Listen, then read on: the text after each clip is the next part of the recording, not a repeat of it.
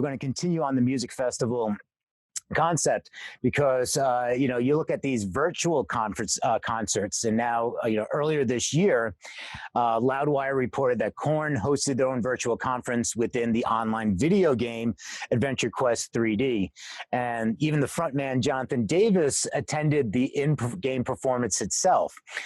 Just the other day, Forbes reported the Rave family is throwing a massive virtual music festival called Electric Blockaloo that will take place June 25th through 28th on Minecraft. The performances will take place across 65 virtual stages, showcasing blocked replicas of iconic venues and festivals such as Red Rocks, The Gorge, Dirty Bird Campout, and more. In addition to the lineup, the event will allow attendees to interact with artists and other attendees, play the games, and discover prizes.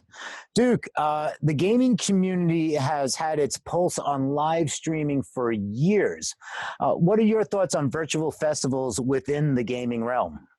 I think it's fascinating because we live in an online world right now. So you could have millions of people tuned into a game like Fortnite, right? And you can have your main Fortnite guy, whoever that is, and he really has control of all these different people, and he doesn't have to show up physically in person. So it's actually like you could play a festival in front of 100,000 people, or you could play 1 hour on Fortnite in front of 1 million people. It's better to play on Fortnite than it is to play in front of the people. You know what I mean? So it's definitely something to think about. And also just to think about, I remember Second Life. If you remember Second Life, it was about a decade ago when Avatar came out. Yeah. People started playing their shows there.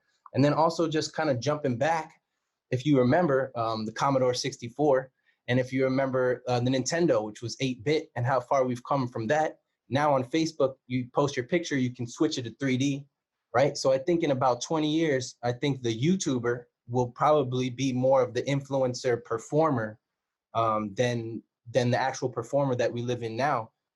In the physical realm, I think the digital realm will become equal to the physical realm, you know?